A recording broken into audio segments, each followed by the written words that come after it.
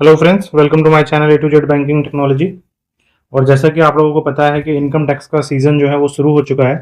लेकिन अगर आप कंफ्यूज हैं कि कौन सा आईटीआर आपके लिए सही है, तो ये वीडियो आप ही के लिए है।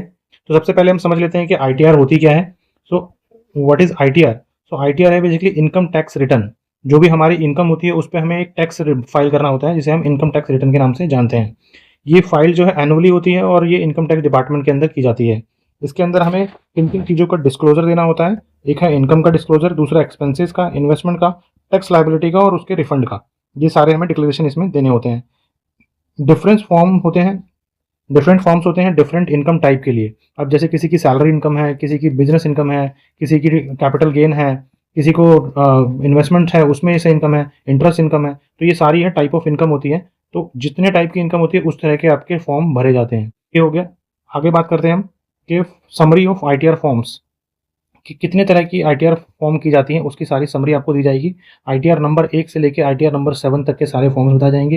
इंडिविजुअल्स के लिए क्या फॉर्म एप्लीकेबल है, एंटिटी वाइज क्या फॉर्म एप्लीकेबल है, वो एप्लीकेबिलिटी आपको यहाँ पे बताई जाएगी। इसके अंदर आपको दिखाया जाएगा कि सैलरी इंक्लूड होती है, कैपिटल गेन्स के बारे में बताया होगा, इनकम, बिजनेस इनकम के बारे में, ट्रस्ट के अलावा भी इसमें के बारे में बात की जाएगी। तो चलिए आगे बढ़ते हैं। तो सबसे पहले हम बात कर लेते हैं आईटीआर 1, जिसे हम सहज के नाम से भी जानते हैं। तो सहज को हम आईटीआर 1 बोलते हैं। ये किसके लिए एप्लीकेबल है? ये for individuals, resident individual. Resident क्यों बोला गया है? क्योंकि जो एनआरआई होते हैं उसके लिए अलग फॉर्म होता है।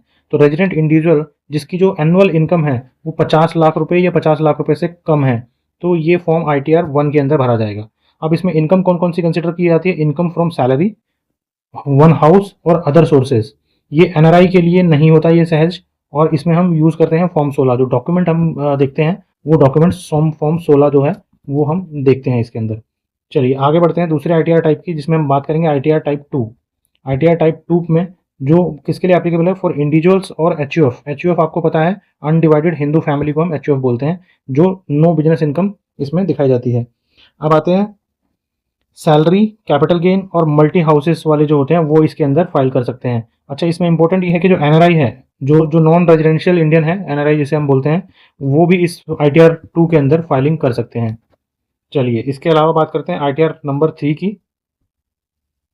सो आईटीआर नंबर 3 जो है वो किस पे एप्लीकेबल है? फॉर इंडिविजुअल्स विद बिजनेस और प्रोफेशनल इनकम, इंक्लूडिंग आपके एफ एंड ओ, जो कि F and O future and option होता है शेयर मार्केट के अंदर।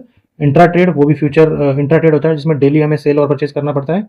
ये जो शेयर मार्केट की इनकम है उसको इसमें कंसिडर किया जाता है।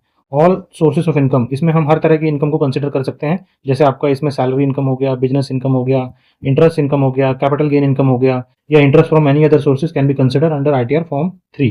तो वैसे ये आईटीआर फॉर्म 3 है जो सबसे ज़्यादा भरी जाती है। अब आगे बात कर लेते हैं सुगम। सुगम का आपने नाम सुना होगा, काफ़ी लिया जाता है सुगम और सहज। तो सुगम है आईटीआर नंबर 4। और इसके अंदर क्या होता है? इसके अंदर सेक्शन 44 एडी और एडीए के अंदर इसमें फाइलिंग की जाती है, जिसे हम बोलते हैं प्रेजेंटिव इनकम टैक्सेशन।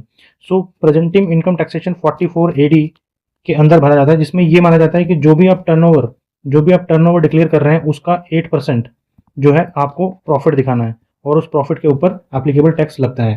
तो ये 44 एडी के अंदर भरा जाता है। इंडिया में अगर आप मोस्टली जो स्मॉल ट्रेडर हैं, स्मॉल ट्रेडर, मैन्युफैक्चरर, जो भी स्मॉल लघु उद्योग जिसे हम बोलते हैं, वो सारे 44 एडी के अंदर ही फाइलिंग करते हैं। इसमें बिजनेसेस अप टू 2 करोड़ वाले, जिनकी जो इनकम लेस देन, जिनकी टर्नओवर जो है वो 2 करोड़ या लेस देन 2 करोड़ है, वो अंडर सेक्शन 40 एडी भरते हैं। और अगर प्रोफेशनल की बात करूं तो प्रोफेशनल में जिनकी इनकम जो है 50 लाख रुपए एनुअली, 50 लाख रुपए एनुअली, प्रोफेशनल भी अंडर 44 एडी फाइलिंग करते हैं। प्रोफेशनल कौन होते हैं? प्रोफेशनल आपका हो गया चार्टर्ड अकाउंटेंट, आपका जो आर्किटेक्ट हो गया जिसे हम आर्किटेक्चर बोलते हैं, या आपका लॉयर हो गए, या आपके डॉक्टर्स हो गए। ये सारे जो क्वालिफाइड प्रोफेशनल्स होते हैं ये सेक्शन 44 अंडर के एडी के अंदर भर सकते हैं, अगर उनकी इनकम जो है 50 लाख रुपए से कम होती है।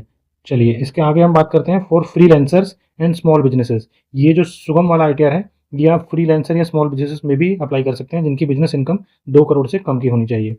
ओके, चलिए आगे बात कर लेते हैं। आईटीआर 5 जो है एलएलपी, लिमिटेड लाइबिलिटी पार्टनरशिप। अगर आपने नाम सुना होगा, लिमिटेड लाइबिलिटी पार्टनरशिप।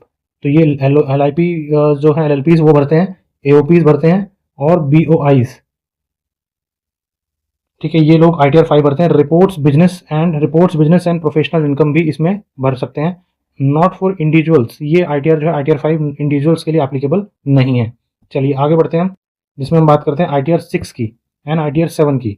ये ITR 6 for companies non exempt और ITR 7 for trust societies and under exemption clauses. जो हमारी नॉर्मल आपने देखा होगा प्राइवेट लिमिटेड कंपनीज होती हैं, लिमिटेड कंपनीज होती हैं, ये सारी जो हैं हमारी ITR 6 भरती हैं बिकॉज इनमें एग्जम्पशन नहीं होते।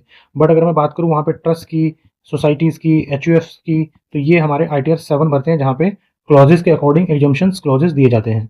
ओके गाइस, तो नेक्स्ट बढ़ते हैं हमारा ITR। हमारे सारे ITR हो गए 6, ITR 7। हमने ITR 1 से लेके 7 तक के सारे ITRs के बारे में समझ लिया कि वो किस पे एप्लीकेबल होगा, कौन कौन से क्लॉजेस होंगे, कौन कौन से डॉक्यूमेंट उसमें लगेंगे।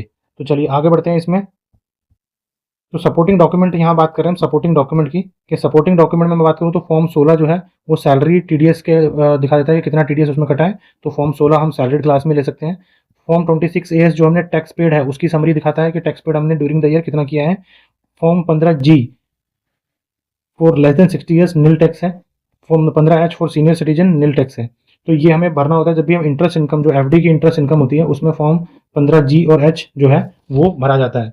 तो जिसमें हमारा नेट जो टैक्स है वो टैक्स नील हो जाता है। तो ये सपोर्टिंग डॉक्यूमेंट हमें मिलते हैं।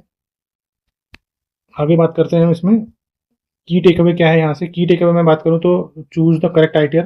जो भी आपकी ITR है उसको आपको करेक्टली चूज करना है कि आप कौन सी कैटेगरी में फॉल करते हैं ITR 1 से लेके 7 तक के बीच में। एंड देन आपको यूज़ करना है फॉर्म 16 और 26AS, जिससे आपको जो आपकी एप्लीकेबल टैक्स रिटर्न है TDS जो है वो पता चल जाएगा कितना TDS आपका ड्यूरिंग द ईयर कटा है और टैक्स पेबल आपका क्या बनता है। इसके साथ आपको सबमिट करना है फॉर्म 15H और G अगर आप इंटरेस्ट इनकम को वेव ऑफ करने के लिए एलिजिबल हैं। Before file the ITR before deadline, आपको ITR जो है बिफोर डेडलाइन फाइल करनी चाहिए बिकॉज इसके अलावा उस पर आपको पेनल्टी पे करनी पड़ सकती है।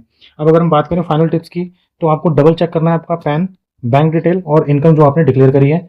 बिफोर फाइलिंग आपको ये इंश्योर करना है कि आपका पैन जो है आधार से लिंक्ड हो, ताकि आपको इसमें सबमिट करने में कोई प्रॉब्लम ना आए। और अगर आपका अभी तक आधार से पैन लिंक नहीं हुआ है तो आप जाके इनकम टैक्स की साइट पे उसे कर सकते हैं, जिसमें कुछ हज़ार रुपये का आपको आज की डेट में चार्ज पे करना पड़ेगा। आगे चलते हैं। ITR वेरीफाई करनी चाहिए ताकि आपकी ITR प्रोसेसिंग जो है वो फास्ट और करेक्ट हो। चलिए guys, thank you so much for this watching this video. अगर आपको इस वीडियो में कुछ भी अच्छा लगा हो, कुछ भी आपने सीखा हो, तो इस चैनल को जरूर सब्सक्राइब कर लीजिएगा और इसे एक लाइक जरूर कीजिएगा और शेयर कीजिएगा उन लोगों के साथ जो इससे रिलेवेंट हो, जिनको इनसे फायदा हो सकता हो। Okay guys, thank you. Till then मिलते हैं अगली वीडियो में। Thank you so much.